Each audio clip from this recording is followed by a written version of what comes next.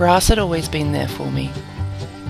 Soft underfoot, grass was a constant companion to my childhood. You could say I took it for granted. Grass's needs were someone else's problem. I just got to enjoy it. After heating your wet belly on the concrete by the pool, grass was a surface you got comfy on to read a book or soak up the sun.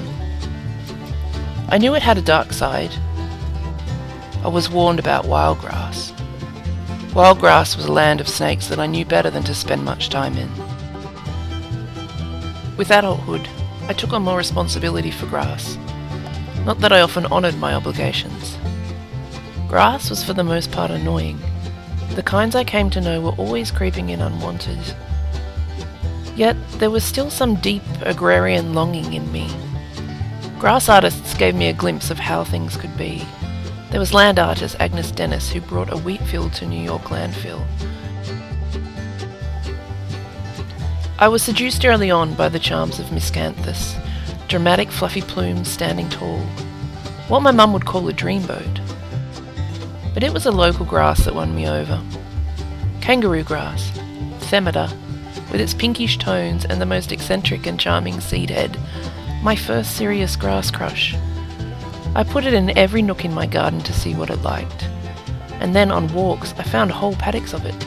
I wanted to see Themata everywhere all the time.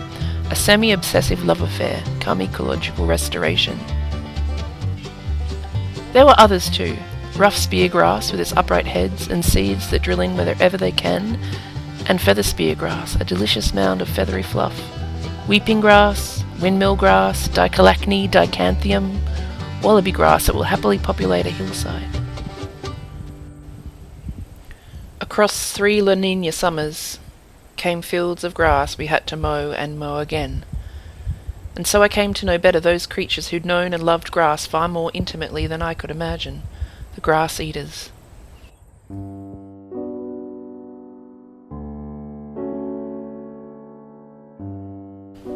In symbiosis, grasslands and grass eaters reside in an unending cycle of chomp, poo, decay, grow, feed, chomp, poo. Things started getting serious between me and grass.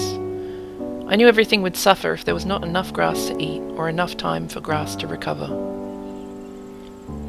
If I was going to make this relationship work, I needed to better understand grass, its needs, its desires, its family.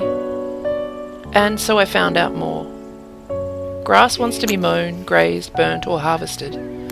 Otherwise dead leaf matter builds up and grass can die. Some grass wants to grow in summer, while other grasses sleep through the warm season and wake up in winter. All grass needs to rest and recover. A perennial grass will grow a daughter tiller when it has recovered its own sugar reserves and growing roots. The daughter tiller relies on the parent plant until it has grown enough leaves to store its own sugars and establish its own roots, and will eventually replace the parent plant. Life and death, mothers and daughters. It's a cycle of succession I can understand. I've just scratched the surface of what there is to know about grass. There are still so many ways to fail grass, so much learning and misunderstanding to come. So I seek acceptance.